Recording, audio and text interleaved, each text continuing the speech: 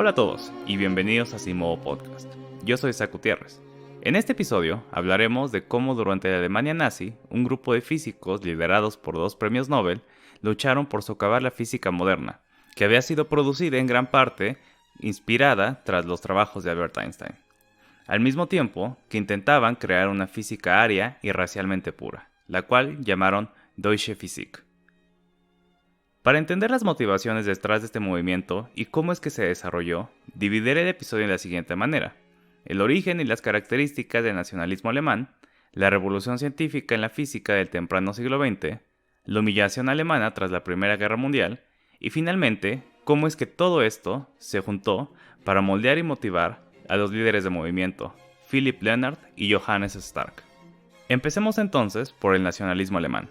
A diferencia de naciones como España, Inglaterra, China o Francia, el territorio que conocemos como Alemania no era identificable de esa manera sino hasta muy recientemente.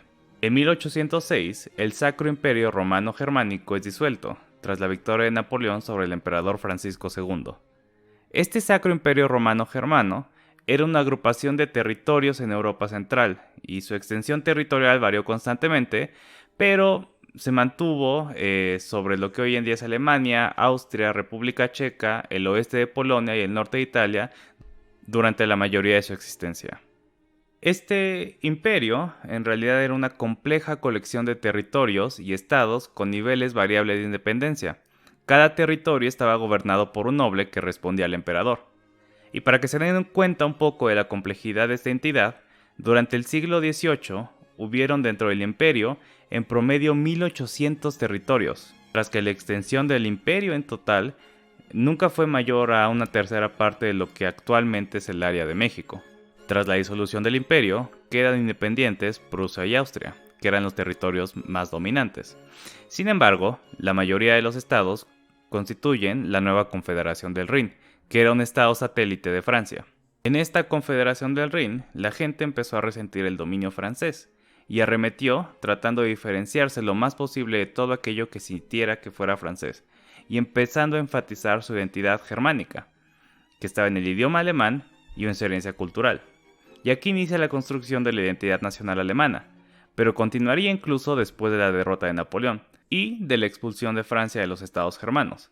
Siendo que el Sacro Imperio Romano Germánico ya había sido disuelto, los nacionalistas proponen crear una nación única alemana, y el proceso al que finalmente engendraría esta nación se le conoce como unificación alemana. Cabe destacar que esta unificación no fue lo más sencillo del mundo, al contrario, fue muy compleja. Y incluía preguntas como qué estados tenían que pertenecer a esta Alemania, si Austria sería, por ejemplo, parte del estado alemán, si serían protestantes o católicos, qué tipo de gobierno tendrían, qué tipo de economía, etcétera, etcétera. Algo más que me gustaría resaltar es que el momento histórico del nacionalismo alemán coincide con el romanticismo. Por lo tanto, se adoptan muchos de los valores de esta corriente artística, como la admiración por la naturaleza y la creencia en que existe una verdad natural como sentido común más allá de la lógica o de la razón, los cuales tienden a ser más artificiosos. Además, y como una nota aparte, pero va a ser algo importante, en este momento es donde, por ejemplo, se crea de donde heredamos el canon de la música clásica, y el porqué del énfasis en compositores alemanes como Beethoven, Brahms y Schumann, hasta llegar a Wagner, por ejemplo, cuyo interés por la mitología nórdica refleja su necesidad de encontrar un mito originario del pueblo alemán. Además, como ustedes sabrán, Wagner era notoriamente antisemita. Escribió un ensayo llamado El judaísmo en la música, en el que denuncia lo que percibe como la influencia judía en la música alemana, que impide que la música alemana alcance su potencial total. Y aquí Wagner nos deja ver un poco de cómo en la construcción de la nacionalidad alemana sería importante no solo la identidad negativa respecto a lo francés, es decir, rechazar lo francés, sino otras influencias, como la judía. En el ensayo, Wagner literalmente dice que la música alemana no puede ser alemana si tiene influencias judías. Y este tipo de pensamiento no será difícil encontrarlo en pensadores de su tiempo. El nacionalismo y la construcción de naciones con base en estos valores no solo ocurre en Alemania, también ocurre en Italia, al mismo tiempo que países como Francia y Rusia refuerzan sus identidades. Aunado esto, a la revolución industrial empieza una carrera armamentística y, al mismo tiempo, se genera una serie de alianzas con el propósito de mantener bajo control a los demás países. Irónicamente, y como sabemos, dicho sistema de alianzas en realidad fue lo que desembocó o lo que propició el inicio de la Primera Guerra Mundial. Y en esta Primera Guerra Mundial es donde todo este sentimiento nacionalista, todo este progreso que estaban logrando las naciones europeas, se expresa en el campo de batalla. A través de la propaganda, cada país convencía a su población que era imposible que perdieran, y sin embargo alguien tenía que perder. Y quien perdió fue Alemania. País que además fue humillado por el Tratado de Versalles, el cual le exigía fuertes indemnizaciones. Este hecho fue traumático para gran parte de la población alemana, sobre todo aquellos que creían verdaderamente en la superioridad de este país. Pero, de momento, vamos a dejar esta historia y vamos a regresarnos un poco para ver qué estaba pasando en la física al principio del siglo XX, más o menos antes de que empezara la Primera Guerra Mundial. A partir de finales del siglo XIX ocurrieron descubrimientos y teorías que explicaban esos descubrimientos que provocaron cambios de paradigma, como de los que hablamos cuando hablamos de la revolución científica de Copérnico. Estos descubrimientos y explicaciones ocurrían en gran parte en los extremos de dimensión y de velocidad, para explicar fenómenos que ocurrían en distancias muy grandes y a velocidades muy altas. Se echa mano de la teoría de la relatividad, mientras que a temperaturas muy bajas y a pequeñas distancias de la teoría cuántica. En medio, o en nuestra naturaleza como la tendemos a percibir, está la física clásica, la cual tendemos a entender de manera bastante más intuitiva. Sin embargo, las nuevas teorías, como la teoría cuántica o la teoría de la relatividad, eran bastante antiintuitivas y altamente matematizadas, además de que no siempre podían ser corroboradas con experimentos. Einstein en muchas de sus explicaciones usa lo que él llama experimentos mentales, que son justificaciones lógicas o situaciones a través de las cuales él puede explicar el porqué de sus teorías. Claro que la necesidad de estas explicaciones sí viene de observaciones que contradecían la teoría clásica. Sin embargo, a ojos de muchos, se llegó al extremo de matematizar demasiado la física y la ciencia. Y de todas las figuras que contribuyeron al avance de la física en el temprano siglo XX, nadie fue más reconocido o más famoso que Albert Einstein. En 1905, Einstein publicó 4 trabajos que se convertirían en base fundamental para el desarrollo de la física moderna. En uno, detalló la equivalencia entre la masa y la energía. En otro, explicó el movimiento de las partículas que están suspendidas en un medio, conocido también como movimiento browniano. En otro, fundó la relatividad espacial, la cual tenía como objetivo solucionar el conflicto entre la teoría electromagnética de Maxwell y la mecánica clásica, y el trabajo por el cual recibió el premio Nobel, su explicación del efecto fotoeléctrico, fenómeno a través del cual ciertos materiales emiten electrones cuando una radiación electromagnética incide sobre ellos. Este era un momento particularmente emocionante en la física.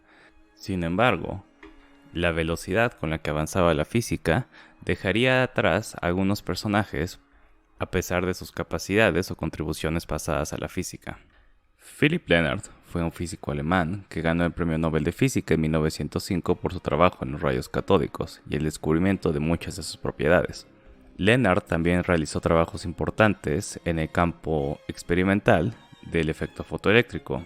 Descubrió que la energía de los electrones que se emitían desde un cátodo dependían de la longitud de la onda de la luz que tocaba el cátodo y no de la intensidad. Pero el mismo año en el que Lenard recibió su premio Nobel, Einstein explicó los orígenes de este efecto a través de la teoría cuántica de Planck, y Lenard sintió básicamente que su descubrimiento había sido robado. Su enojo creció aún más cuando en 1921 Einstein recibe el premio Nobel por el descubrimiento del efecto fotoeléctrico, su explicación teórica. Lennart era un gran nacionalista alemán, además de que creía en la fuerza militar de Alemania. Por el contrario, Einstein era pacifista y tendía más al internacionalismo. Para Lennart, Einstein era todo lo contrario a lo que debía ser un científico alemán. Lennart creía en la experimentación y veía el trabajo de Einstein como altamente matemático sin necesidad de serlo. Pero a partir de la década de los 20, los ataques de Lennart sobre Einstein empezaron a incorporar elementos explícitamente racistas. Por ejemplo, decía que había una forma judía de hacer las cosas o de hacer ciencia, que tenía que ver con abstracciones y redes engorrosas de matemáticas que en realidad no representaban la naturaleza, y que toda esta teoría estaba separada del verdadero suelo fértil de la ciencia, que era el trabajo experimental. Y más en la sociedad en general, Philipp Lennart se lamentaba el papel que jugaba la tecnología en la vida moderna. Como nacionalista alemán también era un romántico, y creía que la vida moderna estaba infectada tanto del espíritu judío como del comunismo, enemigos de la grandeza alemana. Y hablaba del espíritu extranjero corruptor que estaba permeando a la física y a la matemática. Johannes Stark era otro científico alemán, físico, que en 1920 recibe el premio Nobel por su descubrimiento del llamado efecto Stark, la división de líneas espectrales en un campo eléctrico. Como todos los científicos de su tiempo, Stark era un ardiente nacionalista, aunque probablemente un poco más extremo que la mayoría. Pero las experiencias de la Primera Guerra Mundial lo volvieron aún más radical. Stark tuvo problemas para subir la escalera profesional. Sus desacuerdos con el científico Arnold Sommerfeld desembocaron en una cruda y poco profesional polémica sobre la física en sí, y sentaron la base de un largo antagonismo. Johannes Stark esperaba ser llamado como profesor en Göttingen. Sin embargo, Peter Debye, estudiante de Sommerfeld, fue escogido, y Stark culpó a los intereses judíos y prosemitas que según él allí existían, liderados por Sommerfeld. Vale la pena destacar que ninguno de estos dos científicos era tan mordaz en sus ataques racistas sino hasta después de la Primera Guerra Mundial.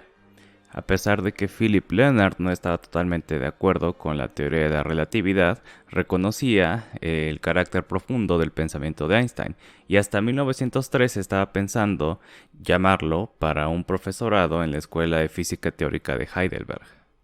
Asimismo, Johannes Stark en 1907 le pidió a Einstein que escribiera un artículo de reseña sobre el principio de la relatividad. Pero en la Alemania de la posguerra esta cordialidad empezaría a desaparecer.